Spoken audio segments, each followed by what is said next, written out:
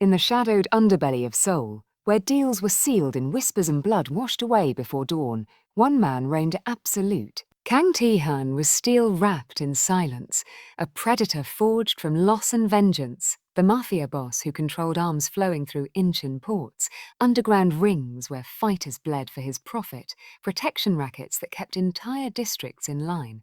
38 years old, built like a weapon, his eyes cold as winter steel. Mercy was a weakness he'd eradicated long ago. His word was iron broken only by death. And protection, that was reserved for his organization, his blood, his empire. Never for outsiders, never for the weak. Never for anyone who couldn't pay the price. Then there was her. Amara, a Ugandan single mother, 29 years old, surviving in Seoul's margins like a ghost clinging to edges. 18 months in Korea, always one step from discovery. Cleaning offices at night in empty high-rises, waitressing hurried lunches in Itaewon cafes, tutoring English to board students in cramped apartments. Her tiny home, one room with peeling wallpaper, shared bathroom down the hall, Zola's drawings taped to walls like fragile shields. 4-year-old Zola, bright eyes, endless questions, sleeping curled against her mother every night. Amara jumped at slammed doors, checked locks 3 times, scanned streets for familiar shadows. She was exhausted, haunted, running on fumes of fear and fierce love, keeping her daughter close, keeping hope alive in whispers, until the night her past shattered the fragile peace. Marcus had found her, abusive ex, the man who'd broken bones and promises, who'd sworn he'd never let her go. He was in Seoul, hunting. But before terror claimed her completely, Kang Tae-hyun locked his penthouse door. With Amara and Zola inside. Inside, you're mine now, he declared, voice low thunder. And what's mine, no one touches. How does a woman fleeing one monster find safety in the arms of another? How does a man who's never protected anyone outside his world become shield and father to a child who's known only fear? This isn't just survival. It's what happens when the most dangerous man in Seoul decides one woman and one little girl are worth everything. The night Amara's past caught up with her, she learned that some monsters protect you from other monsters. And sometimes that's called love.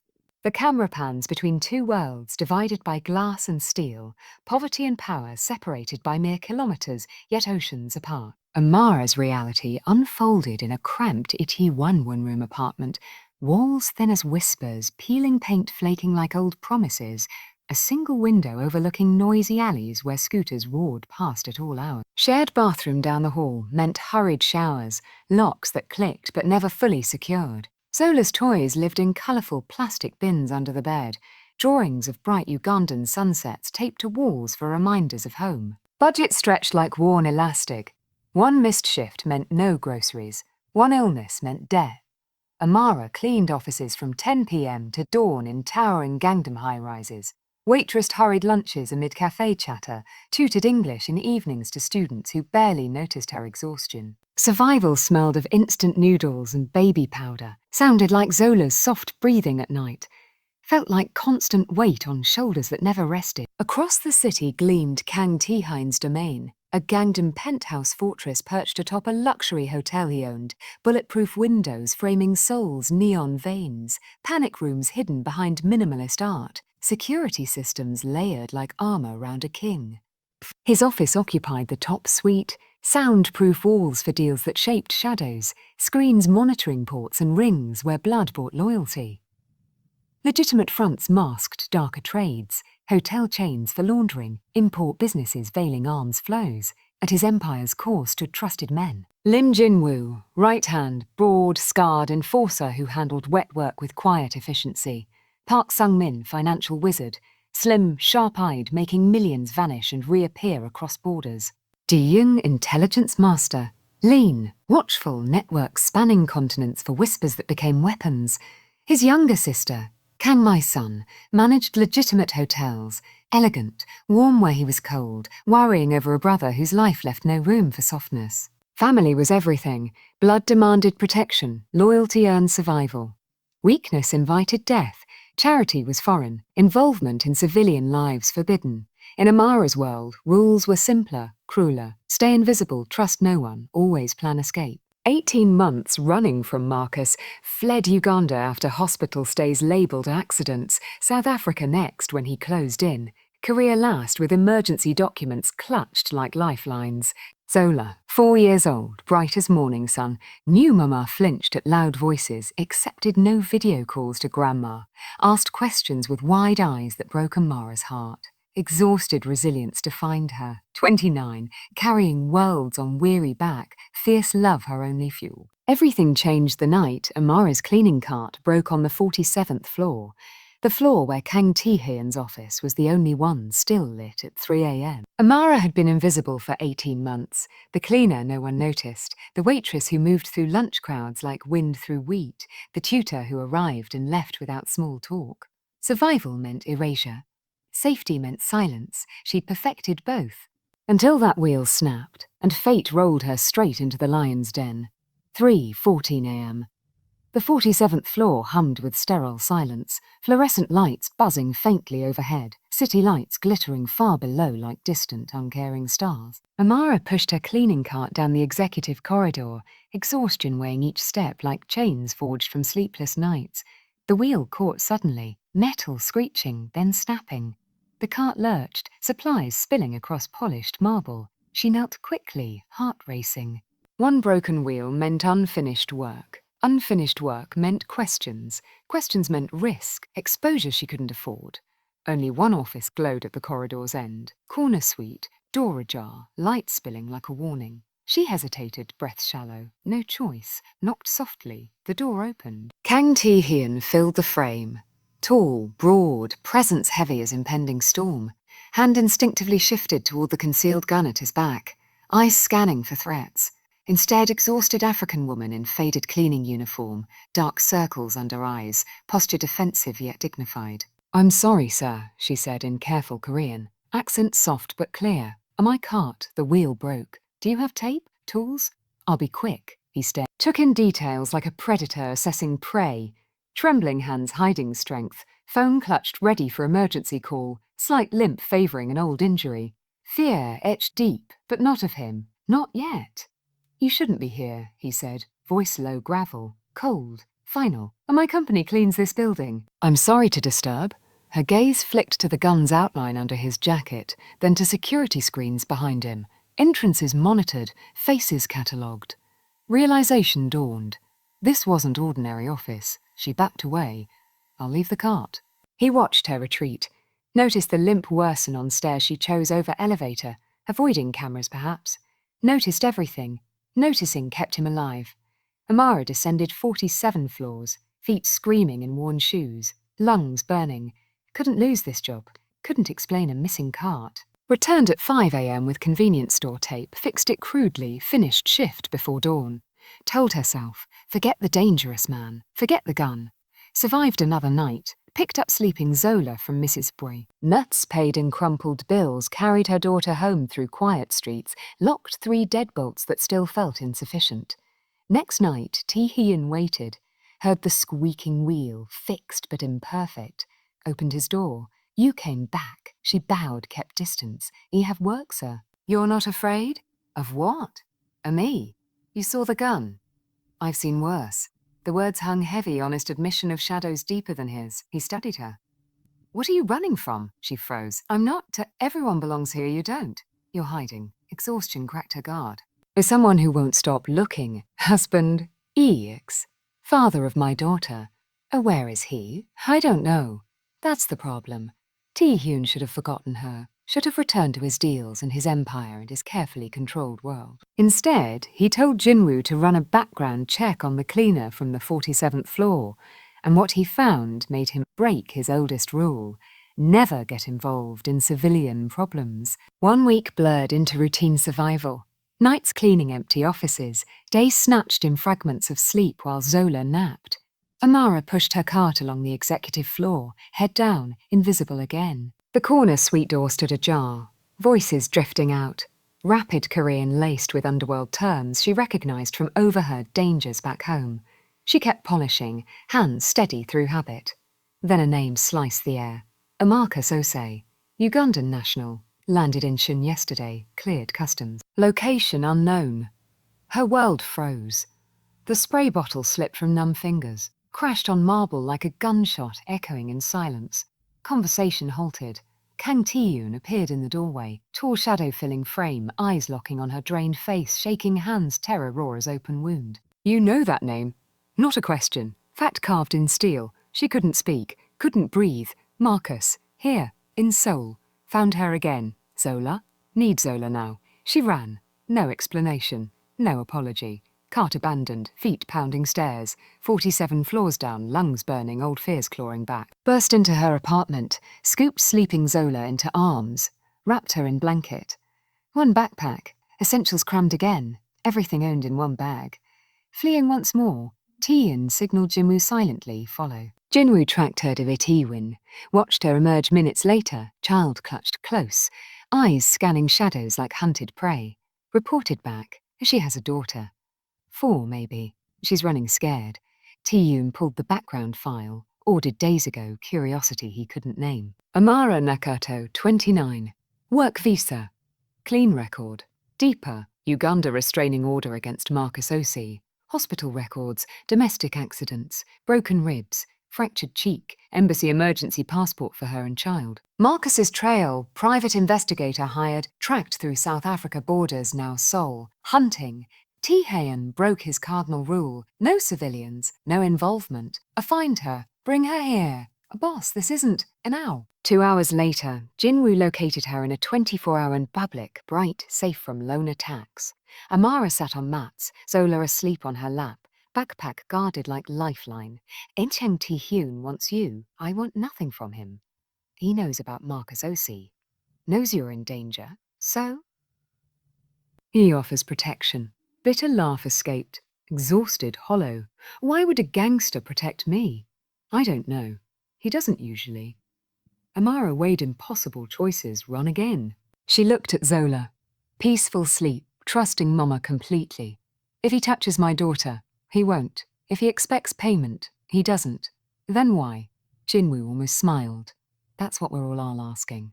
Power shifted like prey, accepting apex predator's shadow for cover. Jinwoo drove them to Gangnam, to a building with security that made airports look casual. Rice, stew and silence, an intimate ritual born of necessity. Then Amara spoke, voice low like evening rain on tin roofs. Marcus wasn't always a monster, she began, stirring sauce slowly. We met young university in Kampala. He was charming, promised forever. Zola came early, joy wrapped in tiny hands. But charm turned control. First shouts, then shoves. Escalated to fists. One night, he beat me while Zola watched from her crib. She was 2, crying Mama over and over. I still hear it. Blood on the floor, his rage endless. He said he'd kill us both before letting me leave. Took Zola to hospital pretending accident. Fled next day. Embassy papers. Borders crossed in fear. 18 months running, always looking back. Sensory memories surfaced. Metallic taste of blood. Zola's terrified wails echoing. Suitcase wheels rattling on dirt roads. Trauma forged her fierce protection, maternal love a shield against shattering. Ti-hyun set his fork down, plate nearly empty. His guarded eyes softened, parallels pulling him from isolation. I understand that rage, he said quietly, voice roughened by buried pain. A parents killed when I was 12, rival gang ambush in Busan Alley, found them bleeding out. My son only 8, clinging to me. Raised her alone, streets, fights, building this empire from nothing. Blood on my hands early. Learned closeness invites loss. Vulnerability means graves. Protected organization with iron. Never let anyone in. Until now. Their pains echoed, violence stealing family, forging lone protectors willing to sacrifice everything for loved ones. Complementary scars. Her warmth tempered by flight, his coldness cracked by duty. Vulnerability flowed in the steam, eyes meeting longer, hands inches apart. Questions unspoken answered in shared glances. Emotional pivot gentle, fear easing into trust, isolation yielding to connection deepening across cultures, Ugandan resilience meeting Korean endurance. In that kitchen warmth, 2 survivors found understanding, protectors recognizing mirrors in each other. She had just opened her heart, letting guarded depths surface when Marcus escalated. And suddenly, protection became war. Trust had just begun to root in the penthouse, fragile shoots pushing through concrete when Marcus struck from shadows. A burner phone rang in Amara's handbag, hidden number flashing like venom. She answered in the quiet living room, Zola napping nearby. His voice slithered through, familiar accent twisted cruel. Amara, found you. Ice flooded her veins. It doesn't matter. I know where you hide, with him. Kang Ti-hun. Mafia scum. She froze breath shallow. Leave us alone. Laughter cold, triumphant. Come to me, alone. Or I send everything to police. His arms deals. Fight rings, bodies in Han River. All of it. He falls. You come home. The line went dead. Bombshell detonated silently. Amara's hands shook as she dropped the phone. Ti-hyun's world exposed. How? Marcus had leverage now deadly as any weapon. Dae-young's intelligence unraveled it fast. Marcus allied with rival Golden Dragon family. Traded dirt on Ti-hyun for resources, men, safe passage. Not just reclaiming Amara, destroying her protector to drag her back broken. Ti-hyun summoned her to his study. Walls closing in, screams flickering threats. Jinwoo and Sungmin flanked, faces grim. He contacted you. She nodded, voice trembling. Threatens exposure unless I go to him.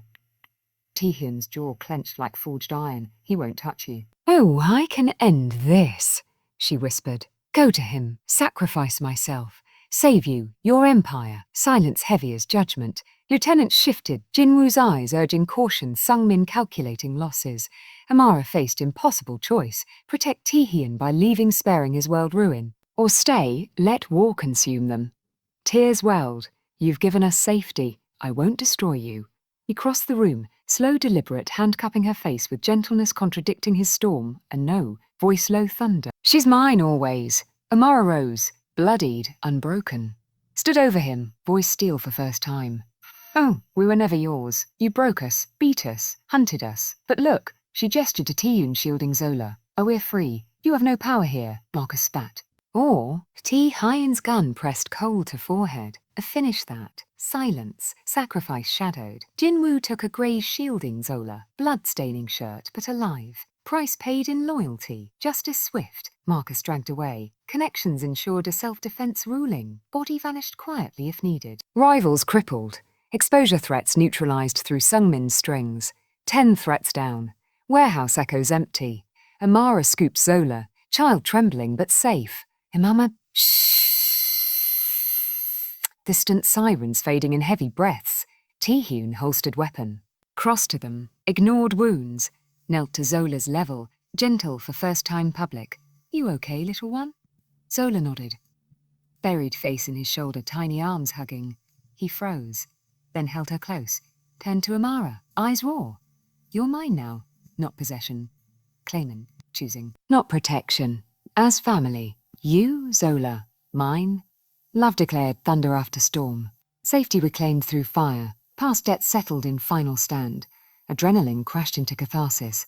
Tears mixing blood and relief. Triumph bittersweet with Jinwoo's wound yet absolute. From the wreckage, Kang Ti-hyun emerged fully. Their eyes met. No words needed. The hunt was over. Their family was just beginning. Dust settles. Survivors stand. A new world emerges from old forged in protection, bound by unbreakable choice. 3 months passed like healing wounds. Scars fading but strengthening what lay beneath. The penthouse no longer felt like a cage.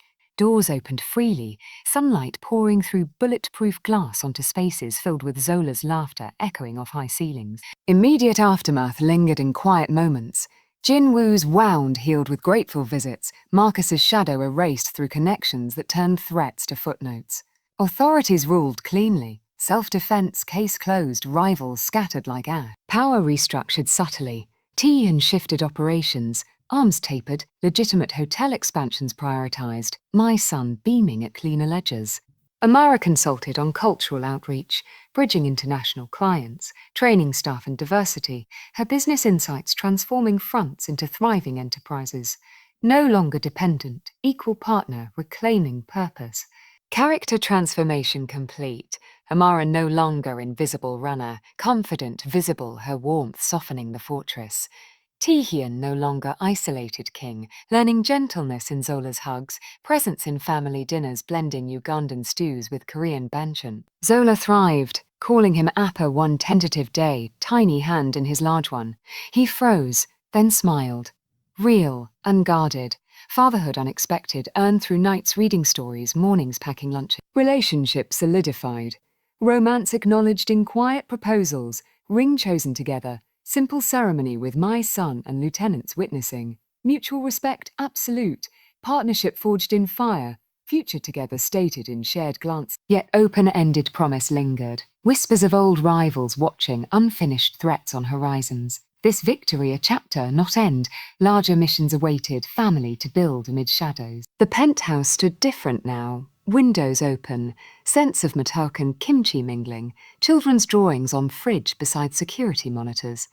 Kang Tae-hyun and Amara stood on the balcony with Zola between them, no longer protector and protected, but family. The locked door remained. A reminder of night's danger knocked and love answered. They had safety.